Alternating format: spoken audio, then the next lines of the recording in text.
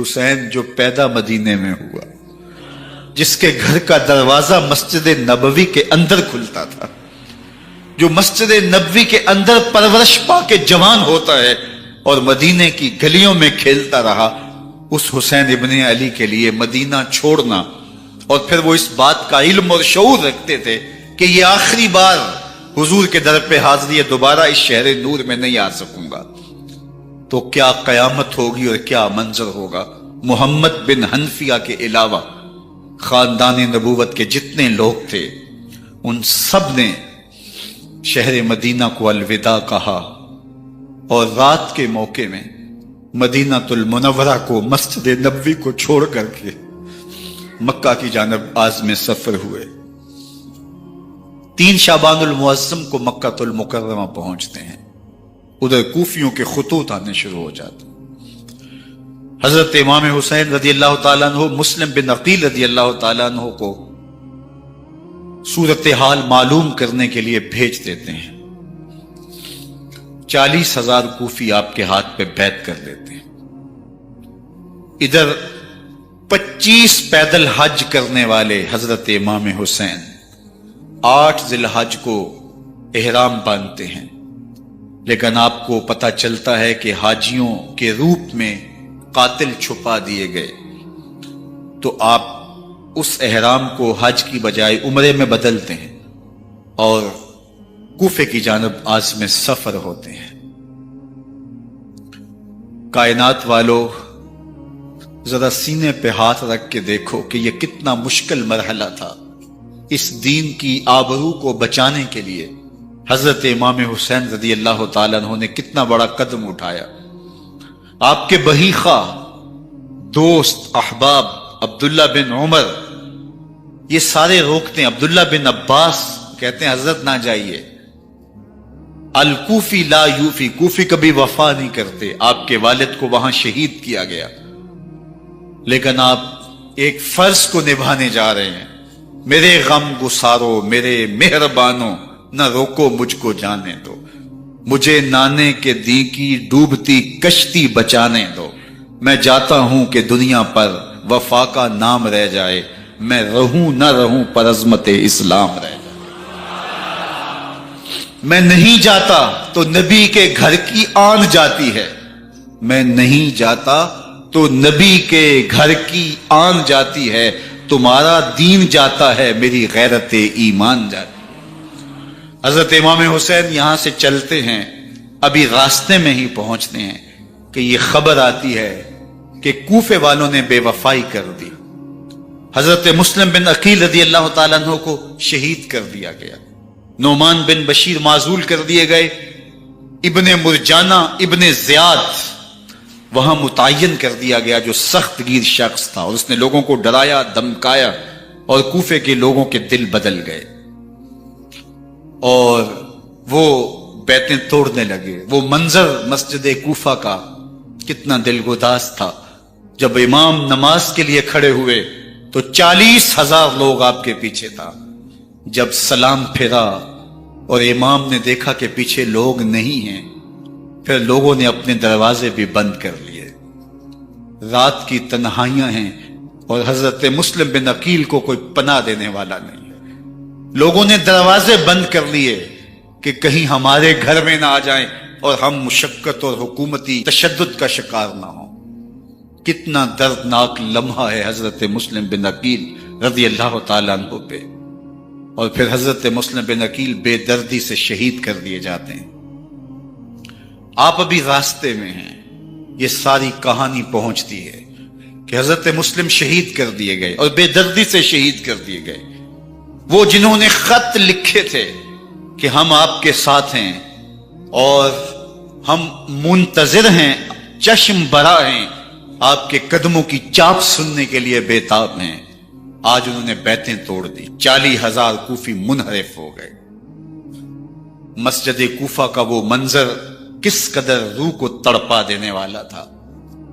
ہم پچھلے سال عصر اور مغرب کے درمیان جب کوفہ پہنچے تو سورج ڈوبنے کے قریب تھا۔ میں نے اپنی زندگی میں اتنا اداس موسم کہیں نہیں دیکھا جتنا اداس موسم کوفے میں دیکھا، ایسے لگتا تھا جس طرح کوفے کی آب و ہوا آج بھی شرمندہ ہے۔ جو مسلم بن عقیل اور خاندان نبوت کے ساتھ اہل کوفہ نے کیا، حضرت امام حسین رضی اللہ تعالیٰ عنہ کو ان کے بہی خواہوں نے، اعزاء نے، اقربا نے، دوستوں نے، آوان و انصار نے، ساتھیوں نے کہا کہ حضرت حالات یکسر تبدیل ہو گئے، اب ہمیں مراجعت کر جانی چاہیے، واپس پلٹ جانا چاہیے۔ تو حضرت امام حسین کافی سوچ بچار میں رہے، پھر اس کے بعد آپ نے فیصلہ کیا کہ ہم آگے بڑھیں گے۔ دوستوں نے کہا کہ حضرت اگر آپ آگے بڑھیں گے تو ہمیں لگتا ہے کہ وہ آپ کے ساتھ سلوک اچھا نہیں کریں گے اور آپ بچوں کے سامنے پیاسے شہید کر دیے جائیں گے۔ تو حضرت امام حسین رضی اللہ تعالیٰ عنہ نے وہاں ایک خطبہ ارشاد فرمایا کہ لوگوں تم جو مجھے بتا رہے ہو مجھے اچھی طرح معلوم ہے، جو تم مجھے منظر پیش کر رہے ہو وہ میری نگاہوں میں ہے، اور جو کچھ ہونے والا ہے چشم تصور وہ منظر دیکھ رہی ہے۔ چونکہ حضرت امام حسین رضی اللہ تعالیٰ عنہ کی شہادت کی خبر حضرت امام حسین کے پیدا ہوتے ہی خاندان نبوت میں عام تھی۔ حضور علیہ الصلوۃ والسلام کو یہ بات جبریل امین نے آ کے بتائی تھی جب حسین ابن علی کے ساتھ حضور محبت کا اظہار کر رہے تھے، تو یہ جبریل امین نے آ کے کہا تھا حضور آپ کا یہ بیٹا ارض طف میں شہید کر دیا جائے گا، اور کربلا کی مٹی لا کے حضور کو دی اور ام سلمہ کو حضور نے عطا کر دی۔ حضرت ام سلمہ کہتی ہیں کہ ایک دن میں سوئی تو خواب دیکھا کہ حضور کے مبارک بال بکھرے ہوئے ہیں اور سخت پریشان ہیں، تو میں نے کہا کہ حضور آپ کی یہ کیا حالت ہے؟ وَبِيَدِهِ قَارُورَةٌ، اور حضور کے ہاتھ میں ایک شیشی ہے، فِيهَا دَمٌ، جس کے اندر خون ہے۔ تو میں نے کہا حضور یہ کیا؟ فرمایا میں قتل گاہ حسین سے آ رہا ہوں اور یہ حسین ابن علی کا خون ہے۔ تو کہا 10 محرم کا دن تھا، دوپہر کا یہ منظر تھا، میں کیلولہ کر کے اٹھی، جب میں نے دیکھا تو وہ شیشی جس میں کربلا کی مٹی رکھی تھی وہ خون بن چکی تھی۔ تو یہ خبر پہلے دی گئی تھی، یہ بتا دیا گیا تھا۔ فرمایا میرے دوستو جو تم مجھے بتاتے ہو میں اس سے بے خبر نہیں ہوں، یہ سب کچھ ہونے والا ہے، لیکن اس کے باوجود میں کیوں جا رہا ہوں؟ تو آپ کا ایک تاریخ ساز جملہ ہے جو کربلا کے فلسفے کو ہمارے سامنے رکھتا ہے کہ یہ اتنا بڑا امتحان کیوں دیا۔ حضرت امام حسین رضی اللہ تعالیٰ عنہ نے فرمایا وَلَكُمْ فِيَّ أُسْوَةٌ، میں اس لیے جا رہا ہوں قیامت تک ظلم، جبر اور ناانصافی کے خلاف کھڑے ہونے والوں کے لیے کوئی نمونہ تو ہو۔ میری زندگی قیامت تک ظلم، جبر اور استحصالی نظام کے خلاف کھڑے ہونے والوں کے لیے نمونہ ہے۔ تو حضرت امام حسین رضی اللہ تعالیٰ عنہ نے حق اور باطل کے درمیان ایک سرخ لکیر کھینچ دی اپنے خون سے۔ اب حق اور باطل کا امتیاز کرنا مشکل نہیں ہے، کوئی باطل پہ اڑا رہے تو الگ بات ہے، لیکن امتیاز کرنا مشکل نہیں ہے۔ حدود بالکل واضح کر دی۔ اقبال نے یہاں کتنی خوبصورتی کے ساتھ اس مضمون کو نبھایا۔ سرخ رو عشق غیور از خون او، شوخی این مصرع از مضمون او، تا قیامت قطع استبداد کر، موج خون او چمن ایجاد کر۔ ایک جہاں آباد کر دیا، حق اور باطل کی راہیں اجال دی۔ اب لوگوں کو یزید کا چہرہ پہچاننے میں دیر نہیں لگتی، وقت کے ہر یزید کا چہرہ آسانی سے پہچانا جا سکتا ہے۔ یہ معرفت زمانے کو کروائی کس نے؟ حسین ابن علی نے کروائی رضی اللہ تعالی عنہ۔ تو حضرت امام حسین نے فرمایا کہ جو میرے ساتھ ہونے والا ہے میں اچھی طرح جانتا ہوں، لیکن میں اس کے باوجود آگے بڑھوں گا۔ پھر بڑھے اور کربلا میں جا کے خیمہ زن ہو گئے۔ 7 محرم کو پانی بند کر دیا گیا۔ پانی بند ہوا تو کھانا بھی میسر نہیں تھا، لیکن ذکر پانی کا ہوتا ہے اس لیے کہ کھانے کے بغیر انسان کئی دن کاٹ لیتا ہے، لیکن پانی کے بغیر گزر نہیں ہوتی۔ تو فرات کی نہر سامنے اپنی موجوں کے ساتھ چمک رہی ہے، لیکن ایک قطرہ آب بھی آل رسول کو نہیں دیا جا رہا۔ کائنات کے اندر ایسے انوکھے امتحان بھی ہوتے ہیں۔ وارثوں ساقیے کوثر کے، مالک ہوں حوض کوثر کے، اور بیٹے ہوں ساقیے کوثر کے، اور آج ایک بوند پانی کی بھی میسر نہ ہو۔ صبر کا امتحان ہے، عزیمت کا امتحان ہے۔ حضرت امام حسین رضی اللہ تعالیٰ عنہ خیمہ زن ہو گئے۔ 3 دن تک پانی بند رہتا ہے۔ 9 محرم کو رات کی تنہائی میں حملہ آور ہونا چاہتے ہیں، لیکن آپ نے کہا کہ ہمیں اللہ کے حضور عبادت اور ذکر کے لیے وقت دیا جائے۔ ساری رات ذکر میں گزرتی ہے، عبادات میں گزرتی ہے۔ رات کے اندھیرے میں آپ چراغ بجھا دیتے ہیں۔ آوان و انصار کو کہتے ہیں کہ ان کی دشمنی میرے ساتھ ہے، انہیں میرا خون چاہیے، اگر تم رات کی تاریکی میں نکل جاؤ تو میں تم سے کوئی مواخذہ نہیں کروں گا، اور یہ بھی تمہارا پیچھا نہیں کریں گے، اس لیے کہ ان کا مطلوب تم نہیں ہو، ان کا مطلوب میں ہوں۔ جب چراغ جلایا تو کوئی بھی نہیں گیا۔ مسلم بن نوسجہ کھڑے ہو کے کہتے ہیں حضرت اگر ہمارے بدن کو 70 بار کاٹا جائے اور جلایا جائے اور ہواؤں میں اڑا دیا جائے پھر بھی آپ کا ساتھ نہیں چھوڑیں گے۔ 70 سال کے بوڑھے ہیں حبیب بن مظاہر، کہتے ہیں حضرت آپ کو چھوڑ کے جائیں کہاں، آپ کو چھوڑ کے جائیں کہاں؟ کوئی ساتھ چھوڑنے کے لیے تیار نہیں ہے۔ پیاس ہے، سخت گرمی ہے، کربلا کا ماحول ہے، 72 افراد اور خاندان کی خواتین میدان کربلا میں خیمہ زن ہیں۔ دوسری طرف لشکر اعداء اشقیا 22,000 کی تعداد میں مقابلے میں، ایک روایت 30,000 کی ہے۔ ان صرف 72 پیاسے لوگوں کے لیے اتنے لوگوں کو جمع کرنے کا مقصد خوف زدہ کرنا تھا۔ شرط ہے کہ یزید کی بیعت کر لیں، محاصرے توڑ دیں گے، پانی دستیاب ہوگا، اعزاز و اکرام سے نوازا جائے گا، خزانوں کے منہ کھول دیے جائیں گے۔ لیکن حسین ابن علی کہتے تھے سب کچھ لٹ جائے گا، باطل کے ہاتھ پہ ہاتھ نہیں رکھوں گا۔ اللہ اکبر۔ اب صبح طلوع ہوتی ہے، عاشور کا دن چڑھتا ہے، سورج اپنی پوری تمازت کے ساتھ گرمی برسا رہا ہے۔ آج خاندان نبوت کا امتحان زمانے نے دیکھنا ہے۔ رسول اللہ کا لعاب چوسنے والا اس کے صبر کا آج امتحان ہے، حضور کے کندھوں پہ کھیلنے والے حسین کا آج امتحان ہے۔ اللہ اکبر۔ حسین ابن علی تمام حجت کرتے ہیں میں نے تمہارا کچھ نہیں بگاڑا، میں نے کسی کا خون نہیں کیا، میں نے کوئی زیادتی نہیں کی، تم کیوں میرے قتل کے در پہ ہو؟ تم جانتے نہیں میں کون ہوں؟ میں تمہارے نبی کا نواسا ہوں، رسول اللہ صلی اللہ علیہ وآلہ وسلم کے کندھوں پہ کھیلتا رہا ہوں، حضور کا لعاب چوستا رہا ہوں، اور میں بوسہ گاہے رسول صلی اللہ علیہ وآلہ وسلم ہوں۔ لیکن ان اشقیاء کے دل پر کوئی چیز اثر انداز نہیں ہوتی۔ ایک ہور ہے، اللہ اس کے دل میں نرمی ڈالتا ہے۔ پہلے تو امام حسین کو گھیر کے لے کر کے آتا ہے، لیکن بعد میں وہ قافلہ یزید سے قافلہ حسین کی طرف آ جاتا ہے۔ امام حسین فرماتے تو دنیا میں بھی ہو رہے، آخرت میں بھی ہو رہے، آزادی مل جاتی ہے۔ باقی 22,000 کا لشکر جرار امام حسین کے قتل کے در پہ ہے۔ پھر تاریخ نے خاندان نبوت کا وہ انوکھا امتحان دیکھا۔ حضرت امام حسین کے بچے بالخصوص خواتین پیاس کی شدت میں حلق خشک ہیں۔ حضرت سکینہ تڑپ کے اپنے باپ سے کہتی ہیں کہ مجھے 6 ماہ کے لیے اصغر کی پیاس نہیں دیکھی جا رہی۔ بچے کو ہاتھوں پہ اٹھاتے ہیں اور نہر فرات کے کنارے پہنچ کے فرماتے ہیں اشقیاء سے مخاطب ہو کے تمہارا معاملہ میرے ساتھ ہے، اس 6 ماہ کے بچے نے تمہارا کچھ نہیں بگاڑا، اور چلو بھر کے اس کا حلق سیراب کرنا چاہتے ہیں۔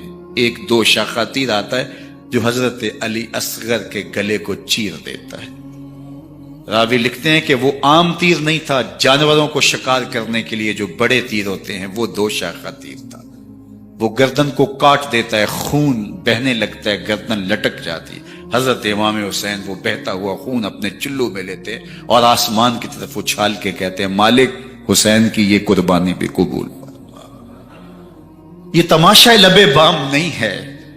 بچہ بیمار ہو، ڈاکٹر جواب دے دیں، ماں باپ کے ہاتھ پھول جاتے ہیں۔ زندگی کی سانسیں ابھی چل رہی ہوتی ہیں، لیکن ڈاکٹر کہے کہ یہ میرے بس کا روگ نہیں ہے، کہیں اور لے جاؤ، تو زندگی کا لف و نشر غیر مرتب ہو جاتا ہے۔ میں سلام پیش نہ کروں حسین ابن علی کو، 6 ماہ کا علی اصغر ہاتھوں میں دم توڑتا ہے، گردن لٹک جاتی ہے، خون بہ رہا ہے۔ اب خیموں کی طرف بڑھ رہے ہیں، لیکن زبان پہ شکایت نہیں ہے، کہتے ہیں مالک حسین کی یہ قربانی قبول کر لے۔ اب خیموں کی طرف آنا، شہر بانو، ام رباب، سیدہ زینب، حضرت سکینہ سلام اللہ علیہا کا سامنا کوئی آسان کام نہیں تھا، لیکن حسین ابن علی آتے ہیں، شہزادے کو یہاں خیموں کے قریب رکھ کے کہتے ہیں کہ یہ حوض کوثر سے سیراب ہو گیا ہے۔ اللہ اکبر! کوہرام مچ جاتا ہے خیموں کے اندر، کیا منظر ہوگا، اور ان کو کن الفاظ کے پیرائے میں ڈھال کر کے ان کیفیات کو بیان کیا جا سکتا ہے جو اہل بیت کے خیموں کے اندر علی اصغر کی شہادت کے بعد کا منظر رقم ہو رہا ہوگا۔ اللہ اکبر! ادھر اشکیا آوازیں دے رہے ہیں، مبارزت کے لیے پکار رہے ہیں۔ زمانے نے پھر وہ منظر بھی دیکھا کہ جوان بیٹے کو 18 سال کی کمائی حضرت امام حسین میدان عمل میں بھیج رہے ہیں۔ وہ علی اکبر جو حسین کا نور نظر ہے، آنکھوں کا قرار ہے، دل کی تسکین ہے۔ اور پھر حضرت علی اکبر جب گھوڑے کی زین سے فرش زمین پہ گرتے ہیں تو باپ کو آواز دیتے ہیں، اور حضرت امام حسین جو ہے وہ آگے جا کے بیٹے کی لاش اٹھاتے ہیں۔ اللہ اکبر! 18 سال کے بیٹے کی لاش کو کندھوں پہ اٹھا کے خیموں تک لاتے ہیں اور ہاتھ پھیلا کے کہتے ہیں مالک حسین کی یہ قربانی بھی قبول فرما۔ کبھی قاسم بن حسن کی لاش اٹھا کے لاتے ہیں، کبھی اون و محمد کی لاشیں اٹھا کے لاتے ہیں، بتیجوں کی، بھانجوں کی، بھائی عباس کے کٹے ہوئے بازو اور زخموں سے چھدا ہوا لاشا۔ کیا کیا قیامتیں تھیں جو اس کربلا کے ایک میدان کے اندر نہیں توڑی گئیں۔ حضرت امام حسین پر دکھ پہ دکھ، تکلیفوں پہ تکلیفیں۔ اب 71 لاشیں اٹھا کے خیموں تک پہنچا چکے، اور ادھر مبارزت کی دعوت دی جا رہی، آؤ میدان عمل میں آؤ، اب دیر کیوں کر رہے ہو۔ رسول اللہ کا حرم، رسول اللہ کی شہزادیاں جو نازوں میں پلی تھی، وہ کلیاں جو شبنم کا بوجھ بھی گوارا نہیں کر سکتی تھی، آج مصیبتوں کے پہاڑ ٹوٹ گئے۔ حضرت امام حسین کبھی شہربانوں کو، کبھی ام رباب کو دلاسا دیتے ہیں، کبھی حضرت زینب کو کہتے ہیں۔ حضرت زینب کربلا کے اس میدان کے اندر بڑے حوصلے کے ساتھ اپنے بھائی کے ساتھ کھڑی رہی، اپنے 2 بیٹے راہ خدا میں پیش کیے، ان کی لاشیں وصول کی، لیکن زینب جس جرأت کے ساتھ، جس بامردی کے ساتھ اس سارے منظر کو حوصلے کے ساتھ سہتی رہی، وہ یقیناً حوصلہ سیدہ زینب سلام اللہ علیہا کا ہی ہے۔ لیکن یہ وہ منظر تھا کہ زینب کا دل بھی ڈول گیا جب حسین ابن علی گھوڑے پہ بیٹھنے لگے، اور ان کو گھوڑے میں بٹھانے والا کوئی نہیں تھا، اور جو بھی سوار جاتا پھر واپس اس کی لاش ہی آتی اور حسین ابن علی لے کے آتے۔ آج حسین ابن علی جا رہے ہیں، زندگی کا سارا سرمایہ لٹ رہا ہے، حضرت زینب سلام اللہ علیہا سنبھل نہیں رہی۔ حضرت امام رضی اللہ تعالیٰ عنہ اٹھے اور آپ نے حضرت زینب کو صبر کی تلقین کی اور کہا کہ صبر ہی بہترین ذریعہ ہے اور اللہ کی قربت کا ایک بہترین سبب ہے، اور ان کو صبر کی تلقین کرتے ہوئے فرمایا کہ میرے بعد تم نے اس ذمہ داری کو سنبھالنا ہے، اور ان مخدرات اسلام کی، ان شہزادیوں کے پردے کی تم نے حفاظت کرنی ہے۔ اور پھر گھوڑے کی زین کس کے امام حسین لشکر اشکیا کی طرف بڑھتے ہیں۔ اب خیموں سے سسکیوں کی آواز آ رہی ہے، ان کا سردار، ان کا تاجدار آج سب کو چھوڑ کے کربلا کے میدان کی طرف بڑھ رہا ہے۔ جرم کیا کیا، قصور کیا کیا، اس نے کیا زیادتی کی کہ آج نیزوں اور انیوں کے مقابلے میں 22,000 کا لشکر حضرت امام حسین پہ ٹوٹ پڑتا ہے۔ آپ پھر اتمام حجت کرتے ہیں، میں نے کسی کو قتل نہیں کیا، خون ناحق نہیں بہایا، میرے خون کے درپے کیوں ہو، اپنی آخرت کیوں برباد کرتے ہو، تم جانتے نہیں میں کون ہوں، میں تمہارے نبی کا نواسا ہوں۔ لیکن ابن زیاد کہتا ہے مقابلے میں آؤ۔ پھر حضرت امام حسین رضی اللہ تعالیٰ عنہ مقابلے میں آتے ہیں، اور جب گھوڑے کو ایڑ لگا کے دشمن اشقیاء پہ ٹوٹتے ہیں تو پھر ایسا منظر ہوتا ہے کہ وہ بھیڑ بکریوں کی طرح آگے بھاگتے ہیں۔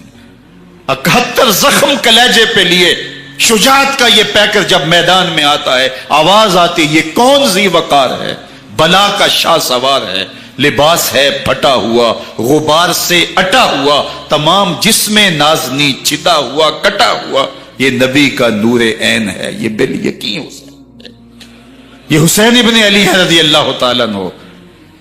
پھر چاند بادلوں میں گھر جاتا ہے، شامی غنڈے تیر برساتے ہیں، تلواروں سے آپ کے بدن پر ضربیں لگاتے ہیں اور نیزوں سے آپ کے بدن کو پرو دیتے ہیں۔ جب آپ کا پیراہن بعد میں اتارا گیا تو آپ کے پیراہن میں 122 سوراخ تیروں کے تھے، 33 زخم تلواروں کے اور 34 گھاؤ نیزوں کے تھے۔ جب گھوڑے کی زین سے فرش زمین پر آئے، بدن چھلنی تھا، زخم زخم سے خون بہ رہا تھا، 3 دن کا پیاسا حسین، اللہ اکبر، بدن زخموں سے چور، 71 لاشیں کلیجے پہ لیے، مخدرات اسلام کے پردے کا خیال دل میں الگ ہے، لیکن گھوڑے کی زین سے جب فرش زمین پہ امام حسین آتے ہیں، زبان پہ ہائے نہیں، نالا و شیون نہیں، چیخ و پکار نہیں، آتے ہی پیشانی سجدے میں رکھتے ہیں اور پکارتے ہیں اللہم ردن بقضائک وصبرن علی بلائک تسلیما لامرک سبحان ربی العالی۔ مالک گھر لٹا کے، بچے لٹا کے، خاندان سب کچھ قربان کر کے، اپنے بدن کو زخموں سے چھلنی کروا کے، تیروں اور نیزوں کی انیوں سے اپنے آپ کو زخمی کروا کے، تیرے حضور سر جھکا کے یہ اقرار کرتا ہوں کہ حسین تیری تقدیر پہ راضی ہے، مالک تو بھی بتا، تو بھی حسین پہ راضی ہوا ہے کہ نہیں ہوا۔ آواز آ رہی ہے، اس پیاسے پر علی شیر خدا کو ناز ہے، اس نواسے پر محمد مصطفیٰ کو ناز ہے۔ اوروں نے بھی سجدے کیے پر اس کا عجب انداز ہے، اس نے وہ سجدہ کیا جس پر خدا کو ناز ہے۔ حسین ابن علی رضی اللہ تعالیٰ عنہ کا سر انور دستے قاتل نے تب کاٹا جب وہ سجدے میں جھکا ہوا تھا۔ یزید نے کہا میں بیعت لوں گا، امام حسین نے کہا کبھی بھی نہیں دوں گا، یہ سر کٹ سکتا ہے جھک نہیں سکتا۔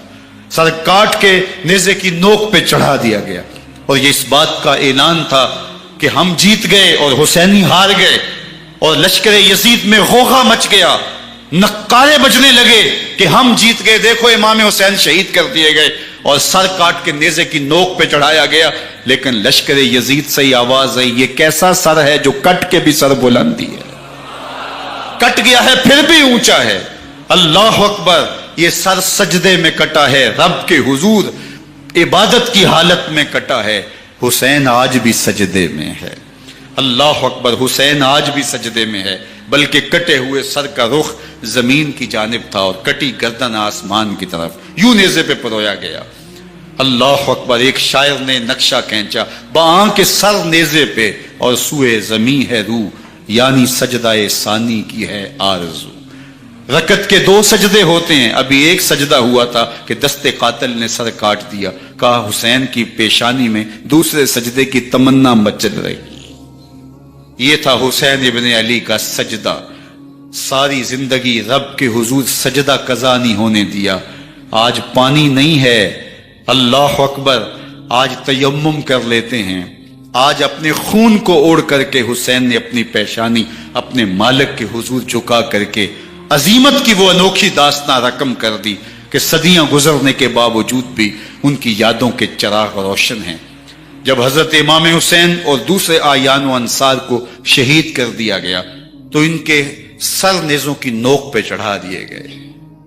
حضرت امام حسین کا کٹا ہوا سر اور باقی 71 افراد کے کٹے ہوئے سر نیزوں کی نوک پہ، اور 10 سواروں کو ابن سعد نے کہا کہ ان کو رون دو، اور گھوڑوں کی ٹاپوں تلے حضرت امام حسین رضی اللہ تعالیٰ عنہ اور ان کے آوان و انصار کو جو ہے وہ روندا گیا، حتیٰ کہ ان کی استخوان مبارک، ان کی ہڈیاں بھی چور چور ہو گئیں۔ روننے سے قبل ان کا لباس اتار لیا، ان کے کپڑے اتار لیے گئے۔ اللہ اکبر، کیسی دردناک گھڑیاں تھی۔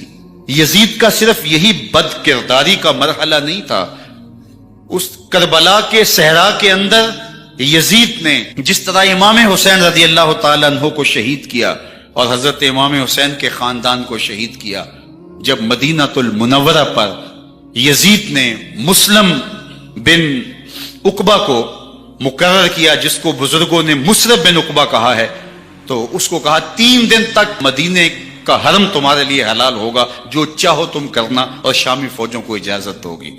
تو وہاں بھی انہوں نے 10,000 تابعین اور 700 صحابہ کو شہید کیا۔ حضرت ابو سعید خدری رضی اللہ تعالیٰ عنہ گھر سے باہر نکلے، کافی بوڑھے ہو چکے تھے، تو انہوں نے حضرت ابو سعید خدری کو پکڑ لیا، کہا تم کون ہو؟ کہا مجھے ابو سعید خدری کہتے ہیں۔ تو کہا ہاں تمہارا نام سنا ہے، اور داڑھی سے پکڑ کے کھینچا اور کہا کہ ہے تمہارے پاس جو ہمیں دو؟ تو کہا کہ میرے پاس تو کچھ بھی نہیں، میں تو فقیر آدمی ہوں۔ تو ان کے گھر ان کو لے گئے، تو 2 کبوتر رکھے تھے حضرت ابو سعید خدری نے، تو وہ کبوتر لوٹ کے لے گئے۔ اللہ اکبر۔ حضرت ابن سنان رضی اللہ تعالیٰ عنہ کو، جو حضور کے علم بردار تھے فتح مکہ کے دن، ان کو ستو پہلے پہ لائے اور پھر ان کی گردن کاٹی گئی، اور کہا یہ ہے وہ ستو جو تم زندگی میں آخری بار پیو گے۔ ایک گھر میں داخل ہوئی شامی فوج، تو ایک خاتون کے ابھی ابھی بچہ پیدا ہوا تھا، اور قابلہ نے، داہیہ نے وہ بچہ ماں کی چھاتی پہ لٹایا، اور وہ ماں کا پہلا دودھ پی رہا تھا۔ تو یہ جا کے کہنے لگے نکالو تمہارے پاس جو کچھ ہے۔ تو اس خاتون نے کہا تم جانتے ہو یہ بچہ کون ہے؟ تو انہوں نے کہا ہم نہیں جانتے۔ کہا یہ حضرت ابن ابی کبشہ انماری رضی اللہ تعالیٰ عنہ کا بچہ ہے، اور یہ وہ صحابی ہیں کہ جو بیت الشجرہ کے موقع پہ حضور کے ہاتھ پہ بیعت کرتے ہیں۔ انہوں نے اس چیز کا لحاظ نہ کیا کہ جو کچھ ہے وہ ہمیں دو، ورنہ تیرے بچے کے نہیں چھوڑیں گے۔ تو ماں بچے سے مخاطب ہو کے کہتی ہے، ابھی بچہ پیدا ہوا ہے اور ماں سے پہلا دودھ پی رہے، کہ بیٹے اگر میرے پاس کچھ ہوتا، وہ قیمتی سے قیمتی چیز بھی ہوتی، تیری جان کے لیے قربان کرتی، لیکن اس وقت میرے پاس کچھ ہے نہیں۔ تو ایک شکی آگے بڑھا اور بچے کو ایک ٹانگ سے پکڑ کے کھینچ کے دیوار کے ساتھ پٹک کے مارا، جس سے دماغ کا بھیجا نکل گیا۔ کیا کیا زیادتیاں نہیں کی۔ 700 صحابہ حرہ کے واقعہ میں شہید کیے یزید نے، اور 10,000 تابعین شہید کیے۔ مسجد نبوی میں ممبر رسول کے ساتھ گھوڑے باندھے، اور وہ ممبر رسول اور مصلی رسول کے قریب لید کرتے رہے۔ حضرت سید عبد المسیب فرماتے ہیں میں نابینا تھا اور حضور کے روضہ انور کے پاس بیٹھا تھا، اور یزید کے سپاہی آتے، جو بھی مسجد میں نظر آتا پکڑ کے لے جاتے، مجھے نابینا سمجھ کے چھوڑ دیتے، لیکن میں پریشان تھا کہ ظہر کا وقت ہوگا، عصر کا وقت ہوگا، مغرب عشاء کا وقت ہوگا، نہ اذان، نہ اقامت، نہ جماعت، تو کیسے مجھے پتہ چلے گا کہ نماز کا وقت ہو گیا، اور کیسی میری نمازوں کا کیا بنے گا؟ میں اس فکر میں بیٹھا تھا۔ لم ازل اسمع الاذان والاقامت من قبر رسول اللہ صلی اللہ علیہ وآلہ وسلم۔ فرماتے ہیں جب بھی پھر نماز کا وقت آیا، گنبد خضرا سے اذان کی بھی آواز آئی، اقامت کی بھی آواز آئی۔ 3 دن تک مسجد نبوی کے اندر گھوڑے بندے رہے، اور مدینہ کی حرمت پامال کی۔ مدینہ کے گھروں کے اندر یہ بدکماش داخل ہوئے، اور جو بدکاریاں انہوں نے کی، کلیجہ منہ کو آتا ہے۔ 1002 شیزائیں ان بدکاروں کی بدکاریوں کی وجہ سے کنواری حالت کے اندر حاملہ ہوئی۔ 3 دن تک مدینے کا حرم انہوں نے پامال کیا، اور پھر مکہ المکرمہ میں کعبہ اللہ پر گولے برسائے، اور کعبہ کا غلاف جل گیا۔ وہ تو یزید مر گیا، اور حضرت عبداللہ ابن زبیر رضی اللہ تعالیٰ عنہ نے اپنی خلافت کا اعلان کیا۔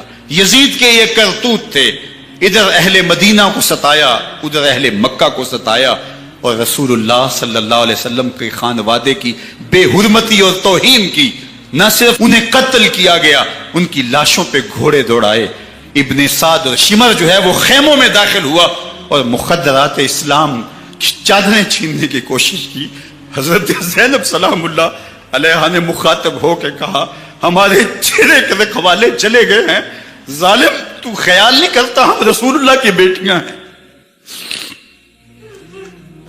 حضرت شہربانو، حضرت زین العابدین اور حضرت زینب سلام اللہ علیہ، ان تینوں کو ایک اونٹ پہ باندھا گیا، اور باقی اونٹوں پہ باقی سادات کو، حضور کی شہزادیوں کو باندھا گیا، رسیوں میں جکڑا گیا، اور اونٹوں پہ باندھ کر کے کوفے کی جانب آگے آگے شہیدوں کے سر چل رہے ہیں، اور پیچھے یہ قافلہ چل رہا ہے۔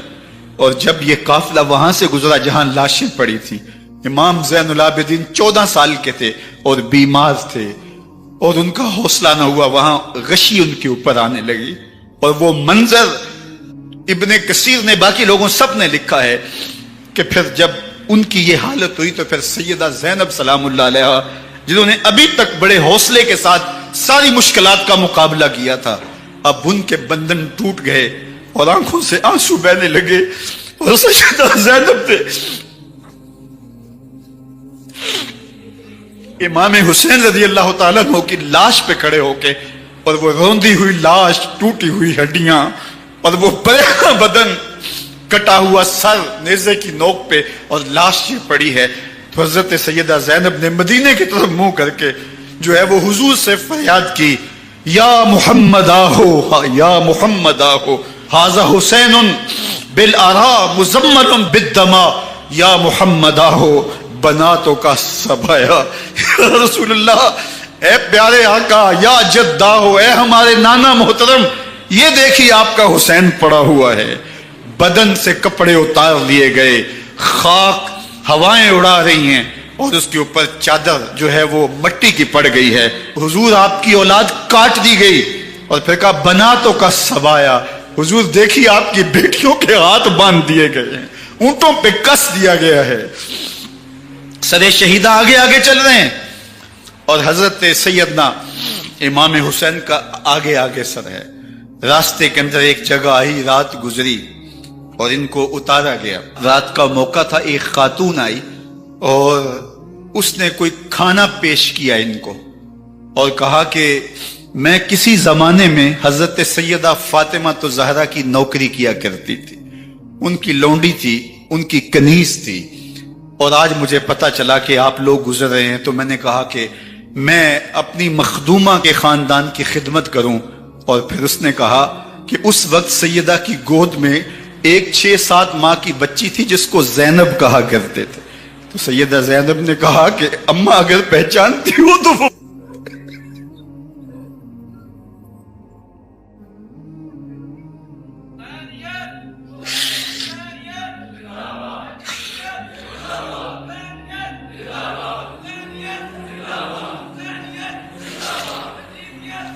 یہ تاراج اور لٹا ہوا کارواں پھر وہاں سے کوفے میں کیسے پہنچا، اور کوفے کے اندر سیدہ زینب سلام اللہ علیہا نے وہ یزید کے دربار میں، ابن زیاد کے دربار میں وہ جرأت آمیز جو باتیں کہیں، اللہ اکبر، زینب کی زبان میں علی کی خطابت بول رہی تھی، اور پھر دشمن اور دوست سارے رونے لگے، اور وہ کیا دل گداز منظر تھے، اور پھر یہ سروں کا قافلہ اور سادات کرام کا مشکیں کسی ہوئی ہیں اور اونٹوں پہ باندھے ہوئے، ان کو وہاں سے پھر قادسیہ، اور قادسیہ سے پھر دمشق یزید کے دربار میں پہنچایا گیا، اور وہاں سے یہ لٹے ہوئے خانمہ برباد تاراج لوگ مدینہ المنورہ میں کیسے پہنچے، اور اہل مدینہ نے کیسے استقبال کیا، اور وہ منظر کتنا دلگداز تھا جب اہل مدینہ زینب سے پوچھتے تھے زینب حسین کہاں ہے؟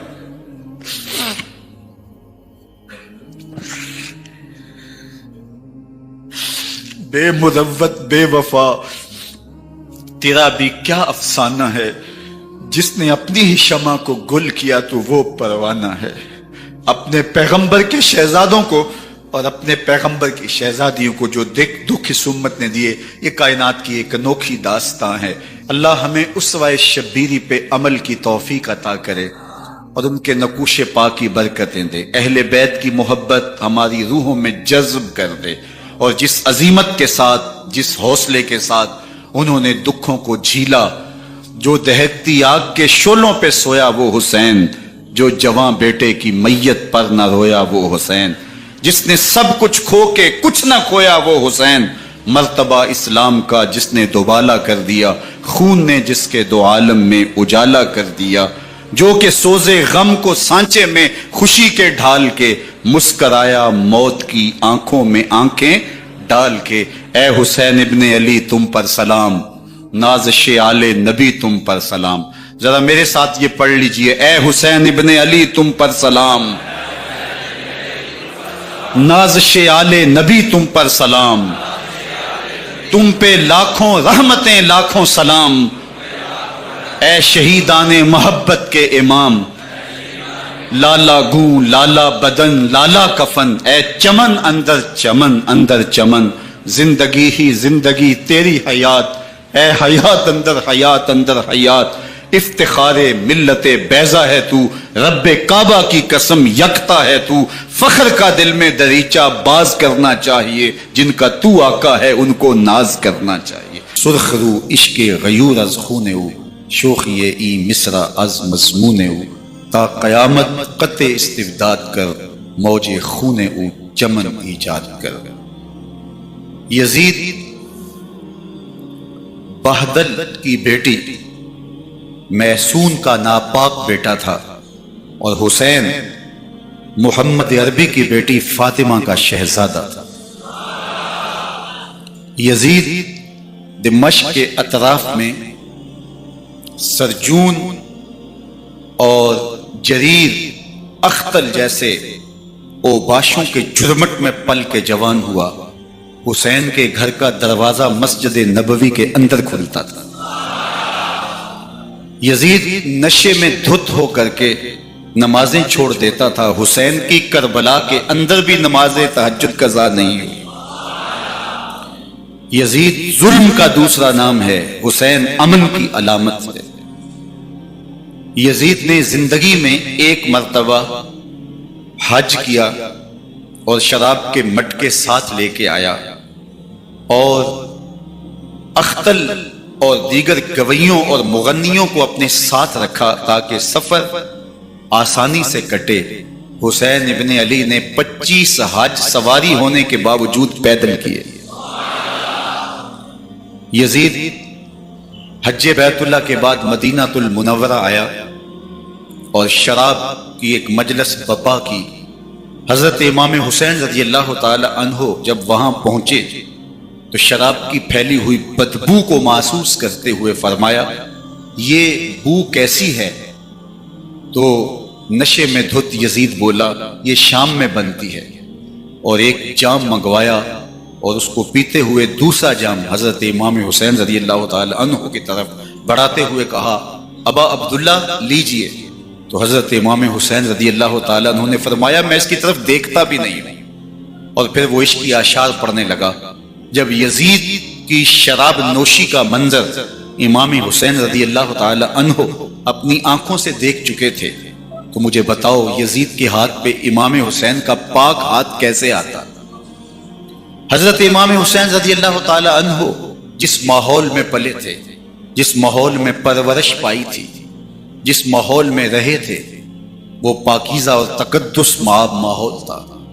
اور یزید کبھی اطراف دمشق میں، کبھی غوطہ میں، کبھی الخزرہ محل میں، اور کبھی کہاں داد عیش دیتا رہا اور لہو و لعب کے اندر مصروف رہا، اور اس کی زندگی ان چیزوں سے عبارت تھی۔ وہ محرمات کو حلال قرار دیتا، شراب نوشی اس کی ہڈیوں میں رچی ہوئی تھی، اور شریعت بیضا کا مذاق اڑایا کرتا۔ اور حسین ابن علی رضی اللہ تعالی عنہ کی دوستیاں جن لوگوں سے تھی وہ عبداللہ ابن عباس تھے، عبداللہ ابن عمر تھے، حضرت عبد الرحمن بن ابو بکر رضی اللہ تعالی عنہ تھے۔ یزید تو جوا کھیلتا رہا، یزید تو قمار بازی کرتا رہا، یزید تو شراب نوشی کرتا رہا، اور حسین ابن علی مسجد نبوی کے ممبر میں حضور کے پہلوؤں میں بیٹھتے رہے۔ زمانے نے وہ منظر دیکھا کہ سرخ رنگ کے جوڑے پہنے ہوئے حسنین کریمین حجرہ فاطمہ سے نکلتے ہیں، کم عمری کی وجہ سے کبھی گرتے ہیں کبھی سنبھلتے ہیں، اور آقا کریم خطبہ ارشاد کر رہے ہیں، خطبہ چھوڑ کے حضور نے شہزادوں کو اٹھا لیا۔ وہ منظر بھی زمانے نے دیکھا۔ حضرت عبداللہ بن شداد کہتے ہیں کہ حضور سجدے میں تھے اور سجدہ اتنا طویل ہو گیا، ہمیں لگا یا تو وحی کا نزول ہو رہا ہے یا پھر اللہ کا حکم آ گیا اور اللہ کے محبوب کی روح قبض کر لی گئی۔ لیکن میں نے جب نظریں اٹھا کے ننکیوں سے دیکھا تو کیا منظر تھا کہ حسین ابن علی حضور کی پشت پہ بیٹھے ہوئے اور میرے آقا سجدے کو طول دے رہے ہیں۔ اللہ اکبر! حسین کے لیے پیغمبر کے سجدوں کو طول دیا جا رہا ہے۔ حسین ابن علی کبھی ممبر پہ حضور کی اطراف میں بیٹھتے ہیں، وہ منظر بھی دنیا نے دیکھا کہ حضور کے مبارک کندھوں پر حسین ابن علی بیٹھے ہیں اور حضور کی زلفوں کو پکڑا ہوا ہے۔ تو حضرت عمر رضی اللہ تعالیٰ عنہ دیکھ کے کہتے ہیں واہ واہ کیسی سواری میسر آئی حسین ابن علی کو. تو میرے آقا مسکرا کے کہتے ہیں عمر سواری دیکھتے ہو سوار بھی تو دیکھو.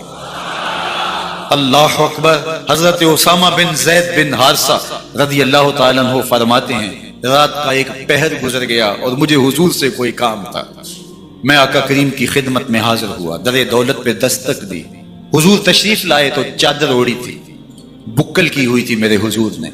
تو میں نے اپنی حاجت کہی تو حضور نے میری حاجت پوری کر دی. لیکن ایک منظر میں نے دیکھا کہ حضور نے جو چادر کی بکل فرمائی تھی اس کے اطراف میں پہلوؤں میں ابھار تھے جس طرح اندر کوئی ہو. مجھ سے نہ رہا گیا, میں نے پوچھ لیا. میں نے کہا بندہ نواز چادر کے اندر کیا ہے؟ فَكَشَفَهُ. تو حضور نے چادر کو کھول دیا. فَإِذَا الْحَسَنُ وَالْحُسَيْنُ عَلَىٰ وَرِكَيْهِ. تو کہتے ہیں میں نے اپنی آنکھوں سے دیکھا ایک پہلو سے امام حسین لپٹے ہوئے تھے, ایک پہلو سے امام حسن لپٹے ہوئے تھے. فرمایا یہ میرے بیٹے ہیں, یہ میری بیٹی کے بیٹے ہیں. اے اللہ میں ان سے پیار کرتا ہوں, تو بھی ان سے پیار کر, جو ان سے پیار کرے اس سے بھی پیار کر. ان کی محبت کا درس دیا, ان کے پیار کا سبق پڑھایا. کہا ان سے پیار کرنے والا میرے سے پیار کرنے والا ہے, ان سے بغض رکھنے والا میرے سے بغض رکھنے والا ہے. ان کی تکلیف حضور کو بے چین کر دیتی تھی. حضرت سیدہ فاطمہ الزہرا رضی اللہ تعالی عنہا کے گھر کے قریب سے گزرے تو حضرت امام حسین کے رونے کی آواز آ رہی تھی. تو آقا کریم علیہ السلام نے فرمایا کہ فاطمہ حسین کو چپ کرواؤ. اللہ تعالیٰ میں انا بقاءہ یوزینی, تو جانتی نہیں حسین کا رونا مجھے دکھ دیتا ہے. حسین ابن علی کو حضور رونے نہیں دیتے تھے, ان کو دکھی نہیں ہونے دیتے تھے, کیونکہ رسول اللہ صلی اللہ علیہ وسلم جانتے تھے کہ یہ کتنے دکھ سہے گا, کتنی تکلیفوں سے گزرے گا اور کتنے مصائب سہے گا.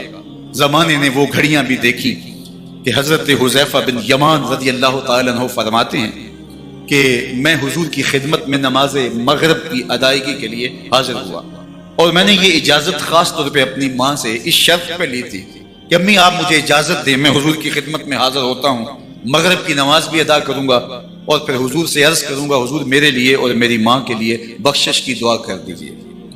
ماں نے اس شرط پہ اجازت دے دی اور میں حضور کی خدمت میں آ گیا. نماز مغرب ادا کی, سلام پھرا تو میرے دل میں آرزو تھی میں حضور سے عرض کروں حضور میرے لیے اور میری ماں کے لیے مغفرت کی بخشش کی دعا کر دیں.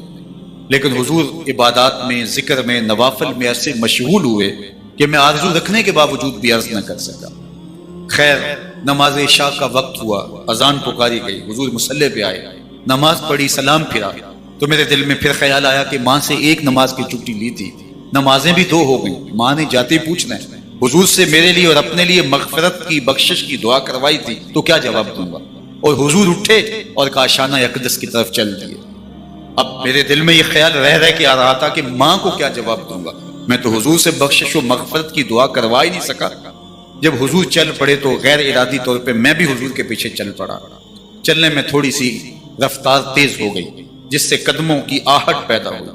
تو جب آواز پیدا ہوئی تو حضور نے رخ پھیرے بغیر فرمایا من ھذا, میرے پیچھے پیچھے کون آ رہا ہے؟ پھر خود ہی کہا حذیفہ تو نہیں. تو میرا دل دھڑک رہا تھا. قلت نعم, میں نے کہا جی حضور میں حذیفہ ہوں. فرمایا ما حاجتک غفر اللہ لک ولامک, کیا کام ہے؟ اللہ تجھے بھی بخش دے, تیری ماں کو بھی بخش دے. اب جو کام تھا وہ جنبش لب سے پہلے ہی ہو گیا. یہاں تو لفظوں کا سہارا بھی نہیں لینا پڑتا, وہ بند لبوں کی بولیاں بھی سنتے ہیں. اقبال بولا ہے فروغت صبح آثار و دہور, چشم تو بینی دائے ما فی الصدور, تیری نظر تو سینوں کے چھپے راز بھی دیکھتی. تو کہا ما حاجتوں کا غفر اللہ لک ولامک, اللہ تجھے بخش دے, تیری ماں کی بھی مغفرت کر دے, کیا کام ہے؟ اب جو کام تھا وہ تو ہو گیا. تو میرے حضور نے ارشاد فرمایا حذیفہ سنو, ابھی ایک فرشتہ آیا ہے جو اس سے قبل دھرتی پر پہلے کبھی نہیں آیا. آج پہلی مرتبہ اللہ سے اجازت لے کے 2 کام کرنے آیا ہے. ایک تو مجھے سلام کرنے آیا ہے اور دوسرا خوشخبری دینے آیا ہے کہ آپ کی بیٹی فاطمہ جنتی عورتوں کی سردار ہے اور حسن اور حسین جنتی جوانوں کے سردار. ایک طرف یزید ناپاک میسون کا پلیت بیٹا اور ایک طرف محمد عربی کا نواسا. فاطمہ کے دودھ کا اثر، علی المرتضیٰ کے خون کی تاثیر، رسول اللہ صلی اللہ علیہ وسلم کے کندھوں پہ بیٹھنے والا۔ ایک دن حضور نے امام حسین رضی اللہ تعالیٰ عنہ کے ہاتھ پکڑ لیے اور ان کے پاؤں اپنے پاؤں پہ رکھے اور پھر فرمایا بیٹے آگے بڑھو، اور ان کے پاؤں حضور کی پنڈلیوں پہ آئے۔ پھر کہا بیٹے اور آگے بڑھو، حتیٰ کہ ان کے پاؤں حضور کی رانوں پہ آئے۔ پھر فرمایا بیٹا اور آگے بڑھو، تو ان کے پاؤں حضور کے مبارک بطن اقدس پہ آئے۔ پھر بازوں کو کھینچ کے اپنے قریب کیا اور حسین ابن علی کے منہ میں اپنی زبان رکھ دی، اور وہ اس طرح چوس رہے تھے جس طرح کھجور چوسی جاتی ہے۔ تو اللہ کے محبوب علیہ السلام نے حسین ابن علی کو اپنی زبان کا لعاب دہن دے کر کے، وہ شیر رحمت دے کر کے، وہ کوثر و تسلیم سے پاکیزہ تر آب رحمت عطا کر کے ان کی ہمیشہ کے لیے پیاس بجھا دی، تاکہ کل کربلا کے تپتے ہوئے ریگزار میں حسین ابن علی کو پیاس کی شدت تنگ نہ کرے اور پائے استقلال میں لغزش نہ آنے پائے۔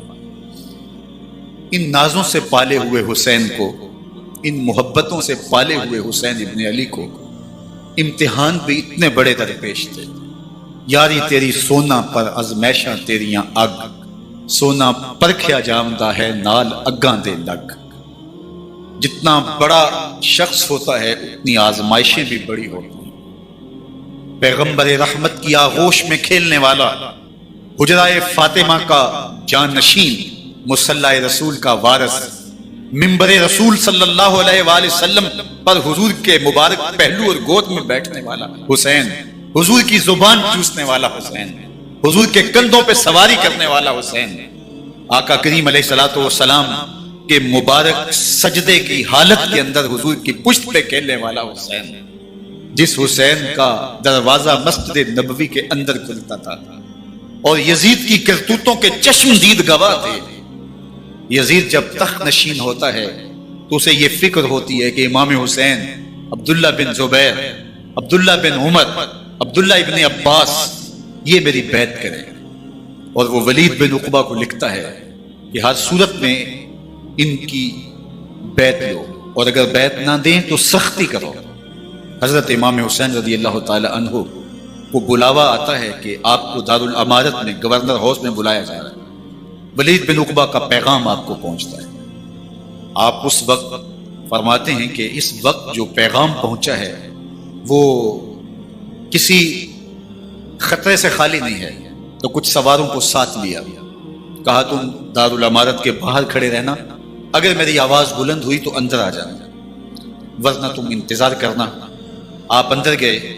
ولید بن عقبہ نے مروان کو بھی بلایا تھا۔ مروان بن حکم یہ گورنر مدینہ ولید سے پہلے رہ چکا ہے، تو اس نے مشورہ دیا کہ سختی کی جائے۔ خیر ولید بن عقبہ نے کہا کہ یہ خط ہے، حضرت امیر معاویہ کا انتقال ہو گیا اور یزید تخت نشین ہوا ہے، لہٰذا وہ آپ سے بیعت کا مطالبہ کرتا ہے۔ تو حضرت امام حسین رضی اللہ تعالیٰ عنہ نے فرمایا کہ میرے جیسا شخص یوں چھپ کے بیعت نہیں کر سکتا، اور آپ واپس پلٹے۔ مروان بن حکم نے ولید بن عقبہ کو کہا کہ یہ موقع ہے جانے نہ دیا جائے، اگر یہ نکل گئے تو دوبارہ تم قابو نہیں پا سکو گے اور انہیں یہیں قتل کر دیا جائے۔ حضرت امام حسین رضی اللہ تعالیٰ عنہ نے یہ بات سن لی۔ کہتے ہیں حضرت امام حسین انہی قدموں کے بل واپس پلٹے اور مروان بن حکم سے مخاطب ہو کے کہا، مروان کیا بول رہا ہے؟ وہ خاموش ہو گیا۔ فرمایا تو جانتا نہیں ہم کون ہیں؟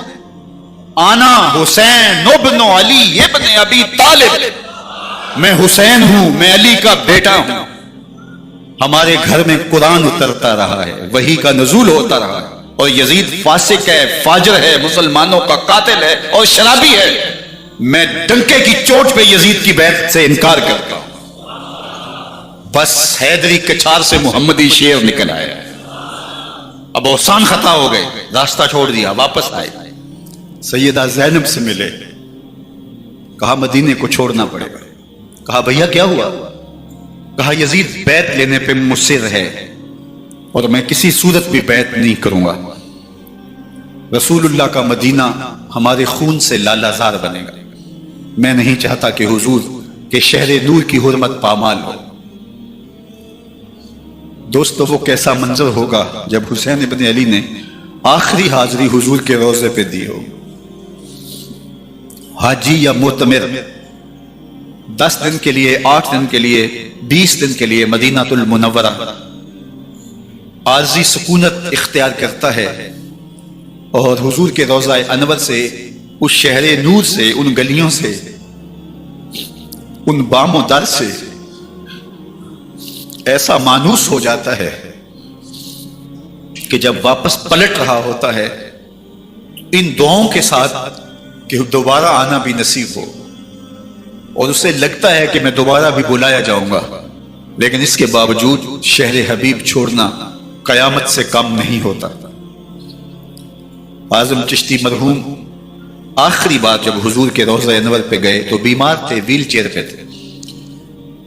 باب بقی سے باہر نکلے تو خادم سے کہا کہ میری ویل چیئر پیچھے سے کھینچو تاکہ میرا رخ روضہ انور کی طرف رہے، اور وہ پیچھے سے کھینچتا چلا جا رہا ہے. اور جب باب مکہ سے پیچھے جنت البقیع کے قریب سے گنبد خضرا نگاہوں سے اوجل ہونے لگا تو اعظم چشتی مرحوم نے کہا جان بدن سے نکلتی ہے اعظم، جان بدن سے نکلتی ہے اعظم، کوئی آسان ہے مدینے سے جدا ہونا، کوئی آسان ہے مدینے سے جدا ہونا. یہ اس شخص کی کہانی ہے جو 10 دن، 5 دن، مہینہ، 2 ماہ وہاں رہتا ہے اور پھر اس شہر کو چھوڑ کے آنا اس کے لیے آسان نہیں ہوتا. اور مجھے بتاؤ کہ حسین جو پیدا مدینے میں ہوا، جس کے گھر کا دروازہ مسجد نبوی کے اندر کھلتا تھا، جو مسجد نبوی کے اندر پرورش پا کے جوان ہوتا ہے اور مدینے کی گلیوں میں کھیلتا رہا، اس حسین ابن علی کے لیے مدینہ چھوڑنا، اور پھر وہ اس بات کا علم اور شعور رکھتے تھے کہ یہ آخری بار حضور کے در پہ حاضری ہے، دوبارہ اس شہر نور میں نہیں آ سکوں گا، تو کیا قیامت ہوگی اور کیا منظر ہوگا. محمد بن حنفیہ کے علاوہ خاندان نبوت کے جتنے لوگ تھے ان سب نے شہر مدینہ کو الوداع کہا، اور رات کے موقع میں مدینہ المنورہ کو، مسجد نبوی کو چھوڑ کر کے مکہ کی جانب عازم سفر ہوئے. 3 شعبان المعظم کو مکہ المکرمہ پہنچتے ہیں. ادھر کوفیوں کے خطوط آنے شروع ہو جاتے ہیں. حضرت امام حسین رضی اللہ تعالیٰ عنہ مسلم بن عقیل رضی اللہ تعالیٰ عنہ کو صورتحال معلوم کرنے کے لیے بھیج دیتے ہیں. 40,000 کوفی آپ کے ہاتھ پہ بیعت کر دیتے ہیں.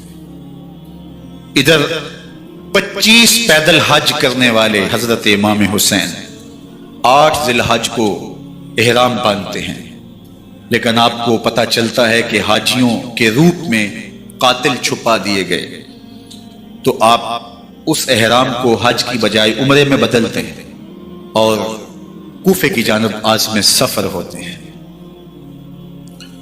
کائنات والو ذرا سینے پہ ہاتھ رکھ کے دیکھو کہ یہ کتنا مشکل مرحلہ تھا. اس دین کی آبرو کو بچانے کے لیے حضرت امام حسین رضی اللہ تعالیٰ عنہ نے کتنا بڑا قدم اٹھایا. آپ کے بہی خواہ، دوست، احباب عبداللہ بن عمر یہ سارے روکتے ہیں. عبداللہ بن عباس کہتے ہیں حضرت نہ جائیے. الکوفی لا یوفی، کوفی کبھی وفا نہیں کرتے. آپ کے والد کو وہاں شہید کیا گیا، لیکن آپ ایک فرض کو نبھانے جا رہے ہیں. میرے غم گسارو، میرے مہربان